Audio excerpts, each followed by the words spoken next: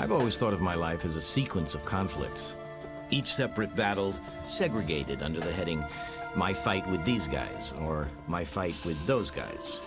I've regarded each fight as distinct and unrelated to the other, and I've sometimes marveled how one man could have so many of them.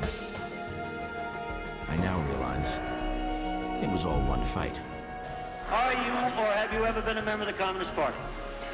I believe I have the right to be confronted with any evidence which supports this question. I should like to see what you have. Oh, well, you would. Yes. Well, you will pretty soon. The right to express ideas. Good ideas, bad ideas, wicked ideas, crazy ideas, impossible ideas. This is the most precious right the individual can have. And the interesting thing is that in the course of securing it for himself, he must inevitably guarantee it to his enemy. Otherwise, there can be no freedom for anyone. It's not alone the loss of income or of property that hurts. The more terrible wound is the loss of a profession to which one's entire life has been dedicated. A director must have the facilities of a studio. A violinist must appear in person for the concert. The actor's physical personality, which is his greatest asset, becomes his supreme curse under the blacklist. A writer is more fortunate. Give him nothing more than paper, a pencil, and a nice clean cell, and he's in business. Dante, Cervantes, Milton, Hugo, a score of others have long since proved that in jail or out, writing under their own names or someone else's, writers will write.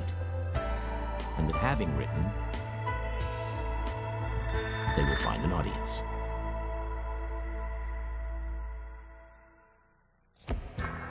When you look back with curiosity on that time, as I think occasionally you should, it will do no good to search for villains or heroes or saints or devils, because there were none.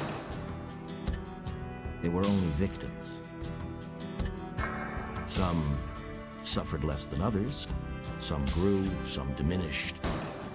But in the final tally, we were all victims because almost without exception, each of us felt compelled to say things he didn't want to say, to do things he didn't want to do, to deliver wounds he truly did not want to exchange.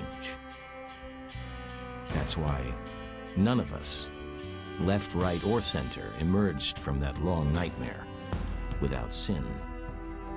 Why didn't we avoid all this? Why didn't we answer the questions yes or no as the committee demanded? Because we wanted to challenge the right of the committee to ask such questions. There are going to be wider areas of freedom in the country and the world as the Cold War diminishes, but no matter how pleasant the relaxation of governmental interference with the writer may seem, it will be wasted if we do not inquire into everything.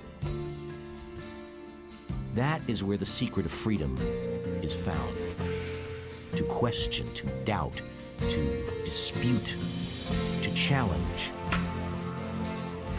These are the rights we have compromised for ourselves, and which we must reestablish for our children. Sincerely, Dalton Trumbo. Blacklisted screenwriter Dalton Trumbo has some words to the wise as our spotlight artist. All this month, only on Turner Classic Movies.